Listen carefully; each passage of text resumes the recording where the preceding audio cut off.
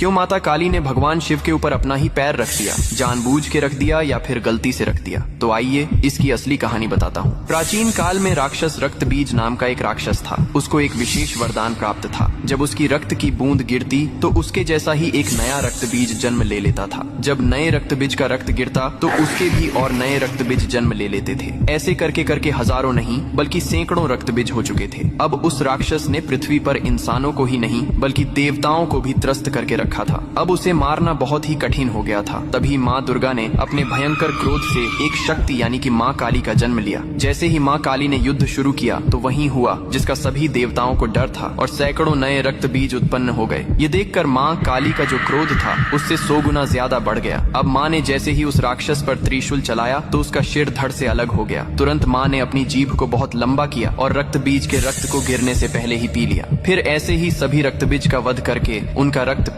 पीकर उनका क्रोध अब 100 गुना से 200 गुना बढ़ गया था। धरती कांपने लगी थी, समुद्र मथने लगे थे, देवता भयभीत होकर इधर उधर भागने लगे थे। तब देवताओं ने भगवान शिव से प्रार्थना की, हे महादेव, आप ही माता काली के संताप को शांत कर सकते हैं। शिव ने देवताओं की पुकार सुनी और माँ काली के सामने युद्ध भूमि में पहुंच गए। लेकिन माँ अपने तांडव में इतनी लीन थीं कि उन्होंने शिव को भी नहीं देखा। तभी भगवान शिव ने स्वयं माता के चरणों में लेट गए। जैसे ही माँ काली का पैर अनजाने में शिव के सीने पर पड़ा, तुरंत उनका क्रोध शांत हो गया। उन्होंने नीचे देखा तो अपने प्रिय पति शिव थे। यह देखकर उनकी जीभ शर्मिंदगी से बाहर निकल आई। इसके बाद शिव ने मुस्कुराते हुए कहा, हे माँ, तुम्हारा यह रूप सृष्टि के संतुलन के लिए था, लेकिन यह रूप अब धरती पर बहुत धाम से पूजा जाएगा। यही कारण है कि तस्वीर में और मूर्तियों में माँ काली को शिवजी पर खड़े हुए